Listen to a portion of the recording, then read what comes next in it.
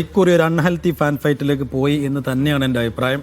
ഒന്നാമത്തെ കാര്യം, നമ്മൾ വൈകുന്നേരത്തെ ഷോ ചെയ്യുമ്പം അവിടെ സമീർ സി മുഹമ്മദ് 2 പേരോട് ബൈറ്റ് എടുക്കുന്നുണ്ടായിരുന്നു.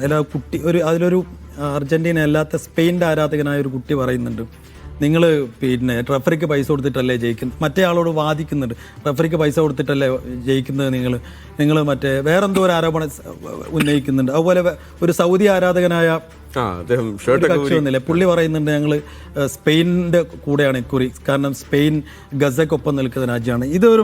ഈ രീതിയിലുള്ള ഒരു പൊളിറ്റിക്സ് ഒരു കാരണവശാലും ഫുട്ബോളിലേക്ക് കൊണ്ടുവരരുതായിരുന്നു എന്നാണ് എൻ്റെ അഭിപ്രായം. 98 മുതൽ ഞാൻ വേൾഡ് കപ്പ് കാണുന്നുണ്ട് സ്ഥിരമായിട്ട്. 98-ലും 2002-ലും 2006-ലും 2010-ലും 2014-ലും 2018-ലൊന്നും ഈ രീതിയിലുള്ള അൺഹെൽത്തി ചർച്ചകളോ ടോക്കോ അങ്ങനെ ഒരു ഫാൻ ഫൈറ്റോ ഞാൻ കണ്ടിട്ടേ ഇല്ല. അത് ഈ 2026-ൽ മാത്രമാണ് എൻ്റെ അനുഭവത്തിൽ ഉണ്ടാകുന്നത്.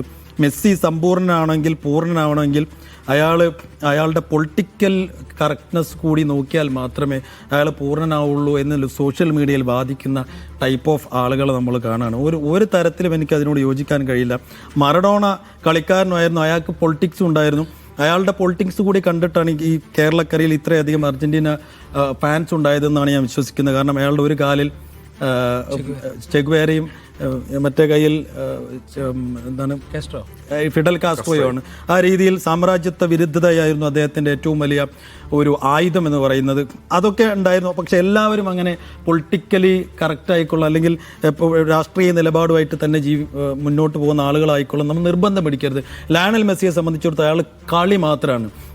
ഒരു കളിക്കാരനെ സംബന്ധിച്ചിടത്തോളം അയാളുടെ ഉത്തരവാദിത്തം എന്ന് പറയുന്നത് പരമാവധി നല്ല കളി പുറത്തെടുത്ത് കാണിയെ ആനന്ദിപ്പിക്കുക എന്നുള്ളതാണ്. അത് അയാൾ പരമാവധി നിറവേറ്റിയിട്ടുണ്ട്. അയാൾ പൊളിറ്റിക്കലി കൂടി പൂർണ്ണനാവണമെന്ന് വാശി പിടിക്കുന്നത് ഒട്ടുമേ എനിക്ക് വ്യക്തിപരമായി യോജിക്കാൻ കഴിയാത്ത ഒന്നാണ്.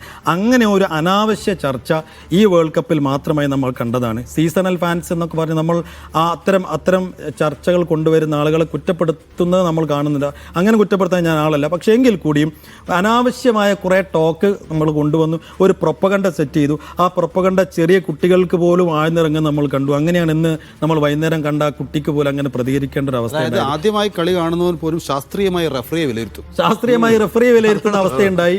അതുണ്ടായി. പിന്നെ ഞാൻ ഏറ്റവും ആസ്വദിച്ച ഒരു ട്രോൾ എന്ന് പറഞ്ഞാൽ, കഴിഞ്ഞ ദിവസം ഒരു ബ്രസീൽ ആരാധകരോട് ചോദിക്കുന്നില്ല, എന്താ നിങ്ങളുടെ പ്രശ്നം, ഞങ്ങൾക്ക് മെസ്സിയോട് ഒരു അലോഹ്യമില്ല, പിന്നെ എന്താ നിങ്ങളുടെ പ്രശ്നം എന്നിട്ടൊരു തിരിഞ്ഞുകളി ഏറ്റവും കൂടുതൽ ഗംഭീരമായി ഞാൻ ആസ്വദിച്ച ഒരു ട്രോൾ.